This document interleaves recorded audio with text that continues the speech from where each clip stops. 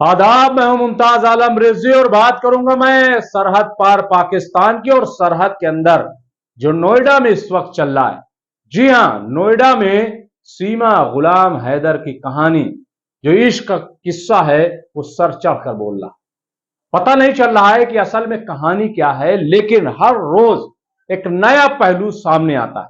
कोई कह रहा है कि ये तो जासूस है कोई पाकिस्तान की, आईएसआईएस से उसके आईएसआई से उसके डांडे मिलाए गए।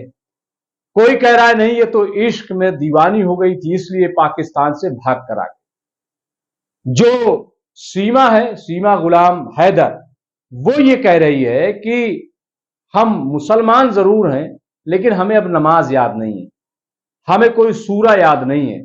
नमाज जो आखिरी बार पढ़ी थी वो ईद में पढ़ी थी, ईद में हम नमाज पढ़ रहे, कक्षा 5 यानी 5वीं क्लास की पढ़ी है, लेकिन अंग्रेजी फर्राटे से बोलती है।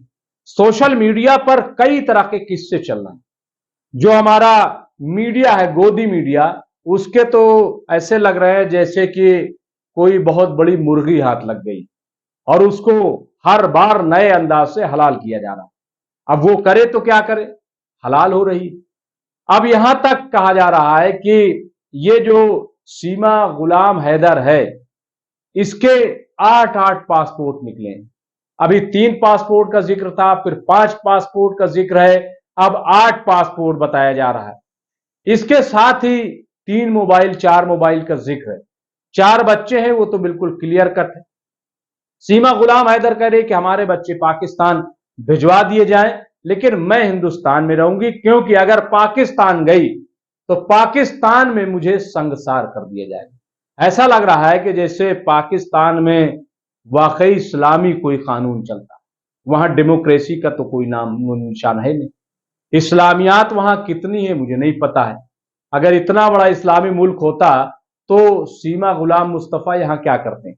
बहरहाल, लेकिन इन तमाम किस्से कहानियों से हटकर, पहले भी मैंने कहा था और अब भी बड़ी संजीदगी से, क्योंकि यहां बिल्कुल अलग मामला होता है। एक ही चीज को, एक ही वाक्य को दो तरीके से देखा जाता है। ज्योति मौर्य का भी वाकया यहां है। आप देख रहे हैं कि ज्योति मौर्य को हिंदुस्तान में संसार करने की कोशिश की जा रही है। यहां का जो ग्रुप है, सीमा गुलाम हैदर जो है वो यहां संसार नहीं होगी, क्योंकि उसने धर्मांतरण कर लिया है। वो मुसलमान से हिंदू हो गई है, हाथों में चूड़ियां पहन ली हैं और बालों में जो है वो सिंदूर भर लिया है, मांग में। और इसके अलावा जो पटका पहना है उसमें जय कृष्णा लिखा हुआ है। तो ये तमाम जो अलामतें हैं, जाहिर है कि वो हिंदू वाली है। तो जो भक्त है वो काफी खुश है, और जो चैनल है उनकी टीआरपी भी इससे काफी चल रही, क्योंकि जो मोहतरमा है वो ऑन कैमरा, जो है कैमरे के सामने ही अपने इश्क का बड़े अजीब और गरीब अंदाज में इजहार भी कर रही है। जाहिर है कि ऐसी चीजें तो चलती हैं, लेकिन फिर मैं कह रहा हूं कि मैंने जो पहले सवाल उठाया था, अब भी कि मामला पूरा टोटली सिक्योरिटी का, सिक्योरिटी के फ्लेवर का मामला। आप देखिए कि सीमा गुलाम हैदर वो दुबई जाती है, कागजात के साथ जाती है, दुबई से नेपाल लौटती है पूरे कागजात के साथ। लेकिन नेपाल से नोएडा तक का सफर कैसे तय होगा? फिर सीमा गुलाम हैदर अगर सिर्फ अकेले होती तब भी बात समझ में आती। 4-4 बच्चों के साथ बॉर्डर पार करके ये पहुंची कैसे? हमारा गोदी मीडिया हिंदुत्व के रंग में इतना रंग गया है कि वो ये सवाल ही नहीं कर रहा, वो ये पूछ ही नहीं रहा है कि तुम आई कैसे। और ये उस वक्त है कि जब G20 की यहां पे मीटिंगें चल रही हैं, कॉन्फ्रेंसेस हो रही हैं, और अभी हाल ही में विदेश मंत्री से एक नवीन पॉल नाम का शख्स गिरफ्तार हुआ है। उसके बारे में भी कहा जा रहा है ये भी हनी ट्रैप का मामला। मतलब जहां कोई पकड़ा जाता है हनी ट्रैप। लेकिन क्या आपने नवीन पाल का दोबारा नाम सुना? कहीं मीडिया पे कोई चर्चा हुई कि आखिर ये गद्दार कैसे हो गया था, इसने कैसे G20 के पेपर्स जो है वो बाहर भिजवाए? क्या सचिन से कोई सवाल हो रहा है? सचिन खुद शादीशुदा है, इश्क में एक औरत उसके लिए आ जाती है, क्यों उसने बुलाया? क्या सचिन से कोई सवाल हुआ अभी तक? उससे पूछा गया कि तुम कितने बड़े प्लेयर हो? पबजी में दीवानगी इतनी हो गई कि वो यहां आ गई।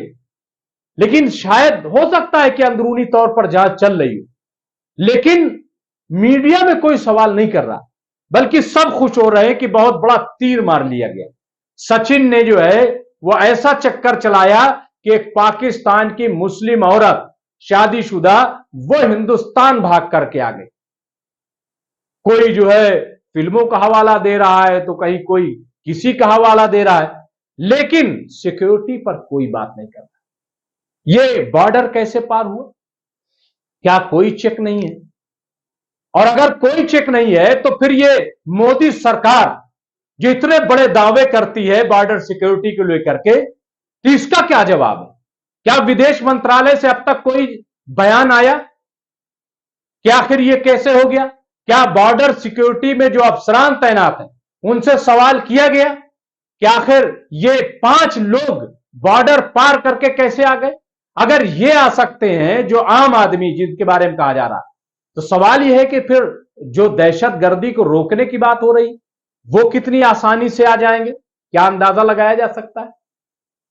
फिर बॉर्डर सिक्योरिटी कहा जा रहा है कि इजराइल से मिलकर के हमने ये पूरा तैयार किया है कि कैसे बॉर्डर को स्ट्रांग रखना है। कहां बॉर्डर स्ट्रांग? कैसे कोई इस तरीके से आ सकता है? फिर अभी मैंने ये सुना कि जो नेपाल है वहां पे हिंदुस्तानी जो चैनल है, न्यूज चैनल, उन पे पाबंदी लगा दी गई। आखिर क्यों? क्या इसलिए क्योंकि गलत बयानी से उसमें नेपाल को भी घसीटा जा रहा? लेकिन तमाम चीजों के अलावा मैं फिर वही कहूंगा कि फिर भी यह मामला बहुत जांच का विषय है। इसको जांचना चाहिए, इस पे तो हंगामी मीटिंग होनी चाहिए कि आखिर ऐसा क्यों हुआ। और यह उस वक्त कि जब हम पुलवामा जो है झेल चुके, 2019 से पहले ही पुलवामा हुआ था, आपको याद हो।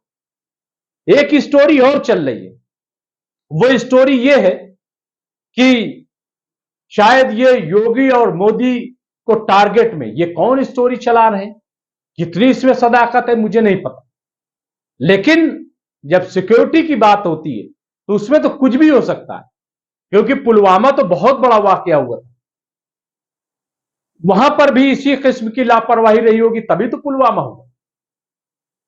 अब आप देखिए कि वहां से ये खातून आ गई, यहां पे हंस हंस के बयान दे रही हैं, तरह तरह के किस्से सुनाए जा रहे हैं, कई बार तो वो रोने लगती है, तमाम चीजें हैं। लेकिन फिर मैं वही कह रहा हूं कि ऐसा लग रहा है कि जैसे कोई बात ही नहीं। ये चुनाव से पहले क्या इस तरीके से इस चीज को देखा जा सकता है कि ये औरत कैसे यहां पे दाखिल हो गई? अपोजिशन जो है वो भी सवाल नहीं कर रहा, वो भी नहीं पूछ रहा है कि आखिर ये औरत आई कैसे, सिक्योरिटी लैप्स कैसे हुआ है, कोई इस पर बात ही नहीं कर रहा। मैं समझता हूं कि इस पर बड़ी संजीदगी से बात होनी चाहिए, और ये औरत में कोई जरूर बहुत बड़ा घपला है, बहुत बड़ी साजिश है ऐसा लग रहा है, क्योंकि किसी भी औरत के 5 पासपोर्ट नहीं हो सकते। 5वीं क्लास अगर ये पढ़ी है तो एक बड़ा सवाल ये है कि फिर ये जिस तरीके से अंग्रेजी बोल रही, जो इसका रख रखाव है वो इतना आसान नहीं है। और फिर पबजी जो है वो 5वीं क्लास की पढ़ी लड़की जो है, पबजी इतने शानदार और इतनी टीम के बारे में उसका जानना ये भी कोई मामूली चीज नहीं है, इसको भी देखना बहुत जरूरी है मैं समझता हूं। इसके साथ ही जब उससे मीडिया में पूछा गया कि क्या आप जो है कोई सूरा सुना सकती हैं, तो उसने पहले तो सचिन की तरफ देखा और उसके बाद इनकार कर दिया। क्या मतलब है कि हमें नहीं आता, हम भूल गए। मतलब इतनी माहिर है वो भूल गई सूरा, वो नमाज नहीं पढ़ रही। यानी ये सब इनकार क्यों, इतना बड़ा ड्रामा क्यों, इसके पीछे क्या है? मैं समझता हूं कि अब बहुत ड्रामा हो गया है, बहुत खेल हो गया है। अब इसको सीरियसली लिया जाए, इसको अरेस्ट किया जाए और सचिन को भी अरेस्ट किया जाए, और अरेस्ट करने के बाद इसकी गहन जो है वो जांच की जाए कि इसके पीछे कौन लोग हैं, क्या साजिश है, क्यों ये औरत यहां आई और ये मामला कब से चल रहा है। ये सब इसकी जांच हो तभी असलियत सामने आएगी, वरना ये जो टीआरपी का खेल है इस चक्कर में मुल्क की सिक्योरिटी भी खतरे में पड़ सकती है। बहुत बहुत शुक्रिया।